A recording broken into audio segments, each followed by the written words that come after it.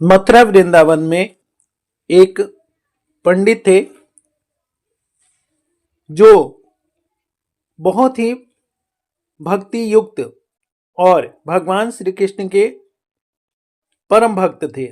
उन्हीं के एक पुत्र थे और वह अपने पुत्र को बहुत बड़ा विद्वान पंडित बनाने के लिए काशीपुरी में पढ़ने के लिए भेज दिए। वहां गुरुकुल में वह विद्या अध्ययन करने लगे। जब वह 15 साल के हो गए तब 4 वेद 18 पुराण 6 शास्त्र का ज्ञाता होकर वहां से फिर वापस मथुरा वृंदावन अपने घर की तरफ लौट आए।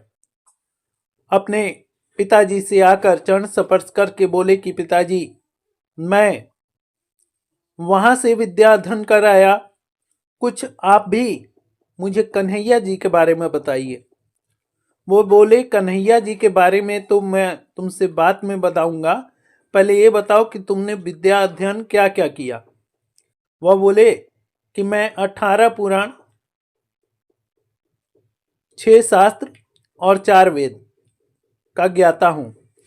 बोले कि सबसे पहले प्रथम यह बताओ कि पाप का बाप कौन है।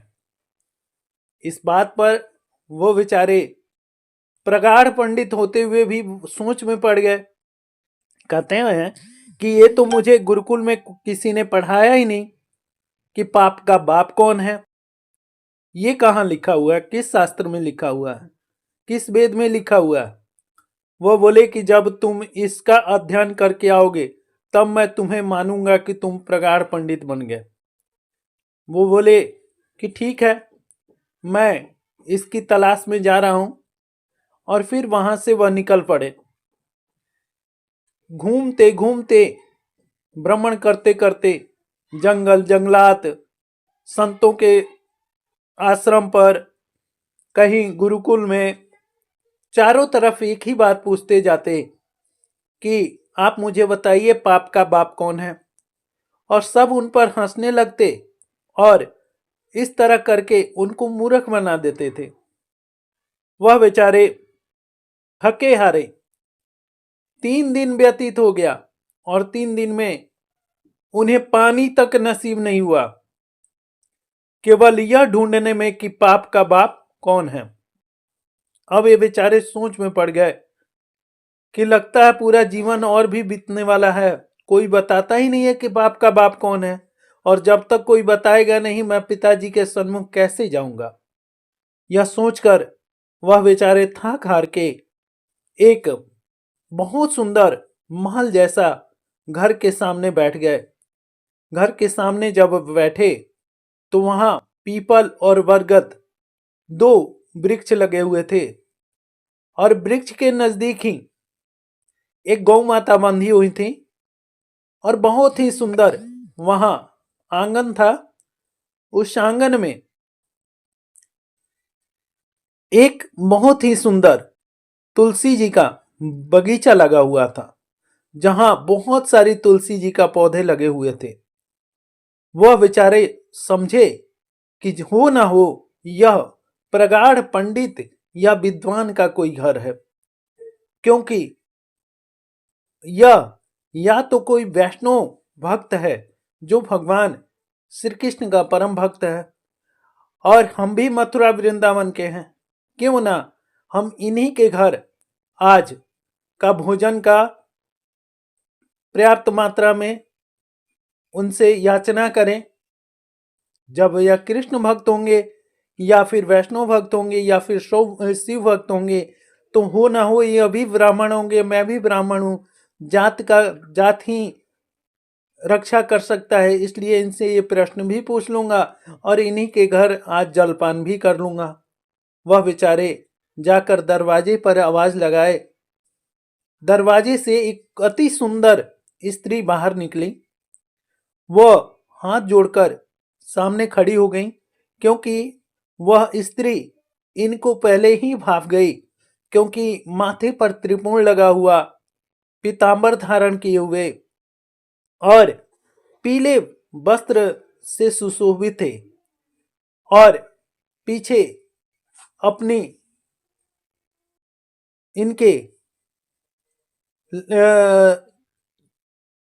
पीछे इनके सब चीज ब्राह्मण जैसा भेष देखकर वह युक्ति भाप गई कि यह हो न हो यह ब्राह्मण के ही पुत्र है। और इस तरह करके उन्होंने नतमस्तक होकर उस युक्ति ने प्रणाम किया। बोले कि हे प्रभु, अहो भाग्य जो आप हमारे घर पधारे। वह बोले कि आप कौन हैं? वो बोली कि वे छोड़िए, ये बताइए कि आप किस कार्य के लिए आए हैं। वो बोले कि मैं 3 दिन से भ्रमण कर रहा हूं एक प्रश्न के निमित्त, पर वह प्रश्न का उत्तर ही मेरे को नहीं मिल रहा है। और यही 3 दिन से मैं बिल्कुल अन्न जल कुछ भी ग्रहण नहीं किया हूं। मैंने पिता से अपने वचन लिया है कि जब तक मैं ये प्रश्न का उत्तर ढूंढ कर ना लाऊं तब तक मैं भोजन नहीं करूंगा।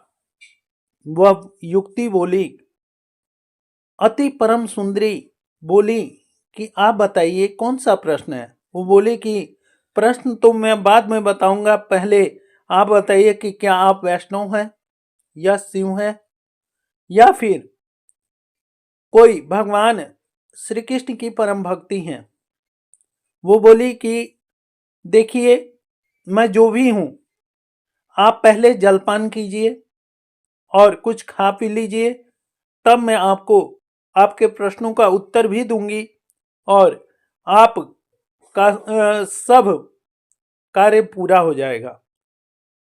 वो बोले कि नहीं, मैं एक ब्राह्मण पुत्र हूं, मैं अपने धर्म पर अडिग हूं, मैं नहीं चाहता कि मैं अपने पिता के वचन को मिथ्या करूं।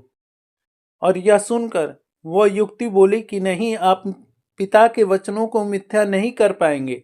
आप केवल जलपान कीजिए, भोजन कीजिए, और मैं आपको पूरा विश्वास दिलाती हूं कि आपके पिता का जो प्रश्न होगा उसको मैं अवश्य पूरा करूंगी। वो बोले कि ठीक है, आप ये बताओ कि आप कौन हैं। आपके आंगन में इतना सुंदर माता तुलसी का बगीचा लगा हुआ है, आपके आंगन में गौ माता बंधी हुई हैं, हो ना हो आप वैष्णव जरूर हैं। वो बोली कि नहीं, मैं वैष्णव नहीं हूं, मैं आपसे क्षमा चाहती हूं, मैं एक वैश्या हूं।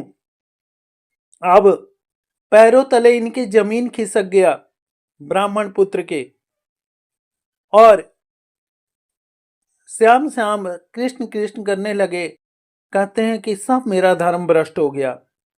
मैं 15 साल तक गुरुकुल में वेद अध्ययन किया और वेदों में यही लिखा हुआ है कि कभी भी भूल कर भी वैश्या के घर, वैश्या का चौखट भी पार नहीं करना चाहिए। और मैं तो तुम्हारे आंगन में खड़ा हूं और तुमसे भूख की याचना कर रहा हूं, पानी की याचना कर रहा हूं। अब मेरा ऐसा दुर्भाग्य कि प्रभु मुझे कहां तक ले आए। वो बोली कि देखिए, सब प्रभु के ही जन है। हाँ, मैं आपसे अगर छुपाव करती तो जरूर आपको भी पाप लगता और मेरे को भी पाप लगता, पर मैंने आपसे छुपाव नहीं किया। मैं एक वैश्या हूं, मैंने आपको बता दिया।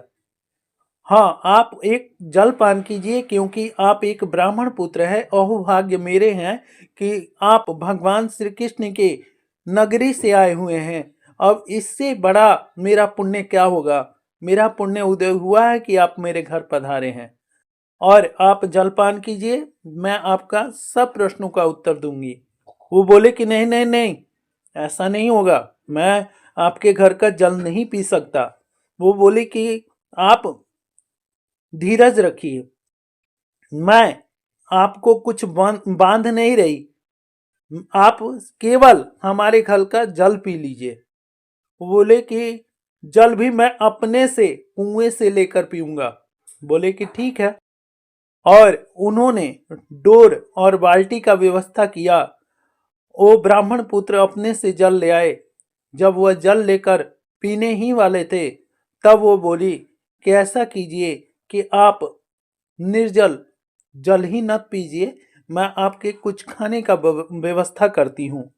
वो बोले कि नहीं नहीं, मैं आपके घर का जल भी नहीं पी सकता, तो आप खाने की व्यवस्था कहाँ से करेंगी, मैं खाना कहाँ से आपके घर खाऊंगा। तब वो बोली कि आप खाना मत खाइए, पर अगर आप खाना हमारे घर खाएंगे, हमारे घर का जल पान करेंगे, तो इसके बदले में मैं आपको 5 सोने की असरफी आपको ब्राह्मण दान करूंगी। वो बोले, बेचारे सोचने लगे और सोचने लगे, कहे कि मैं तो ब्राह्मण हूं, ब्राह्मण का दान लेना फर्ज है, और ये दान देकर ही मुझे भोजन कराना चाहती है, तो इसमें क्या हर्ज है। इस तरह करके उस उन्होंने बोला कि देखो, मैं तुम्हारे हाथ का भोजन नहीं करूंगा, मैं खुद अपने हाथ से भोजन बनाऊंगा। और वह बेचारी, वो जो युक्ति थी वैश्या, उसने फटाफट अपने घर से जो भी कच्चा भोजन था वह ब्राह्मण पुत्र को समर्पित की। बोली कि ठीक है, आप रसोई में जाकर आप अपने बना लीजिए और अपने परोसकर खा लीजिए, मुझे कोई आपत्ति नहीं है। वो बोले कि जो आपने दक्षिणा बोला वो तो देंगी ना। वो बोले कि ठीक है, हम आपको दक्षिणा जरूर देंगे, क्योंकि आप हमारे घर का भोजन कर रहे हैं। वो बोले कि नहीं नहीं, आपके घर का भोजन कैसे हुआ, बनाऊंगा तो मैं। तो कहते ठीक है, कोई बात नहीं। तब वह बेचारे चूल्हा जलाकर और भोजन ज्यों ही बनाने लगे, वे बेचारे कभी तो भोजन बनाए नहीं थे, वे बेचारे थक हार गए। तब वह ब्राह्मण, वो वेश्या बोली कि हे ब्राह्मण पुत्र, आप काहे इतना कितना मेहनत कर रहे हैं, मैं आपको भोजन बना देती हूँ, और अगर आप मेरे हाथ का भोजन करेंगे तो इसमें आपका कोई भी धर्म भ्रष्ट नहीं होगा। और मैं कहती हूँ कि इसके बदले में मैं को सोने के और 5 असरफी दूंगी, केवल आपका भोजन बनाने के लिए। वो बोले कि ठीक है, अब तुम 10 असरफी की वचन दे चुकी हो। वो बोली कि ठीक है प्रभु, मैं आपको 10 असरफी दूंगी। और इस तरह करके उसने भोजन बनाकर और खाना परोस कर ब्राह्मण पुत्र के सामने रख दिया। ब्राह्मण पुत्र सोच में पड़ गए कि अब मैं भोजन कर ही लूं, और ज्यों ही भगवान का याचमन्यम करके भोजन पाने लगे, त्यों वह वेश्या उनके सामने बैठ गई। कहती है कि हे ब्राह्मण पुत्र, एक और कार्य कीजिए, आप मेरे हाथ से एक निवाला आप भोजन कर लीजिए, एक निवाला खा लीजिए। तो बोले कि नहीं नहीं नहीं, एक तो तुमने भोजन बनाया, दूसरा तुमने मेरा धर्म भ्रष्ट किया, नहीं नहीं, अब मैं तुम्हारे हाथ से भोजन कर लूं, ये तो बिल्कुल ही असंभव है। वो बोली कि देखिए, अगर आप मेरे हाथ का भोजन एक निवाला भी कर लेते हैं तो मैं तर जाऊंगी, क्योंकि आप वैष्णव हैं, आप विष्णु भगवान श्री कृष्ण के नगरी से आए हुए हैं, परम ब्राह्मण हैं, और इससे मेरा जन्म जन्म का पाप धुल जाएगा। आपके इस कार्य के लिए मैं आपको 5 असरफी और दूंगी। तब वह बोले कि ठीक है, एक ही निवाला खिलाना, दूसरा निवाला नहीं खाऊंगा। वो बोले कि ठीक है, और एक निवाला उन्होंने मुंह में डाल दिया, और वह बोले कि अब रहने दो, क्योंकि अब मैं आगे कोई भी पाप नहीं करना चाहता, और अब मैं भोजन कर लूँगा। तब वह बोली कि प्रभु, अब जब आपने मेरे घर का पानी पी लिया, मेरे घर का भोजन ले लिया, मेरे घर में भोजन भी मैंने ही बनाकर यहाँ तक कि आपको खिला भी दिया, तो अब आपको मेरे हाथों पूरा भोजन करने में कौन सा हर्ज है। वो बोले कि नहीं नहीं, तुम एक वेश्या हो और मैं अपना धर्म भ्रष्ट नहीं करना चाहता, मैं कोई पाप नहीं करना चाहता। तब तक उस वेश्या ने खींचकर एक तमाचा उस ब्राह्मण पुत्र के गाल पर जड़ दिया।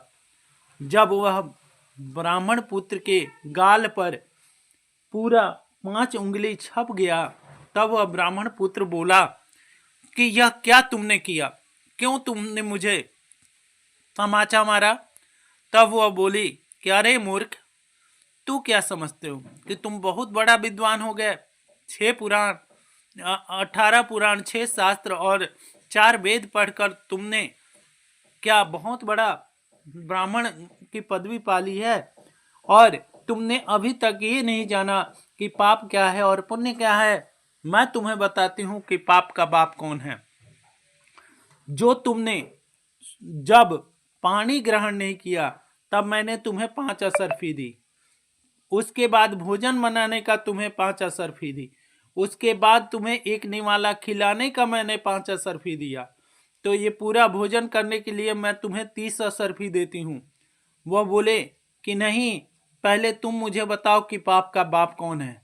फिर उसने दूसरा भी थप्पड़ उनके कान पे जड़ दिया और बताया कि पाप का बाप लोभ है, और तुम लोभ में आते आते तुमने अपना सभी धर्म भ्रष्ट कर लिया। और आज मैं तुम्हें बताती हूँ कि पाप का बाप सिर्फ लोभ है, और तुम लोभ के वश ही होकर तुमने अपना सभी कार्य बिगाड़ दिया। वह ब्राह्मण पुत्र उस वैश्या के चरणों में गिरकर रोने लगे कि मेरा सब धर्म भ्रष्ट हो गया। वह बोली कोई धर्म भ्रष्ट नहीं हुआ, सब उस भगवान श्री कृष्ण के बनाए हुए ही इंसान हैं, और इंसान से इंसान का कोई पाप भ्रष्ट नहीं होता। हाँ, अगर वह झूठ बोलता है, अहंकारी है, वह दम्भी है और छल कपट भी करता है और दूसरे से करता है, तब एक दूसरे का पाप भ्रष्ट होता है। जब वह अपने सभी चीज सत्य सत्य बताता है तो सत्य के पीछे कोई भी पाप नहीं लगता। और मैं भी आप ही जैसे एक युक्ति की पुत्री हूँ, मुझे भी किसी माता ने ही जन्म दिया है, किसी पिता की ही पुत्री हूँ, और आप ही जैसे युवा मेरे को ले आकर यहाँ पर वैश्या के घर बेच दिए। आज मैं वैश्या बन गई। मैं केवल इंसान हूँ और कुछ नहीं, और मैं अपने प्रभु की अपार भक्ति करती हूँ और आपका सब कुछ मैं जानती हूँ। मैं केवल भक्ति के आश्रय पर आपका सब कुछ जानती थी, और आप पूरा तीनों लोक इस पृथ्वी का चारों कोना भ्रमण करके आ गए। आपको किसी ने नहीं बतलाया कि पाप का बाप कौन है, और मैंने आपके प्रश्न का उत्तर भी दिया। यही है पाप का बाप, सिर्फ लोभ, और आपने लोभवश ही होकर यह कार्य किया। जय श्री कृष्ण। हर हर महादेव।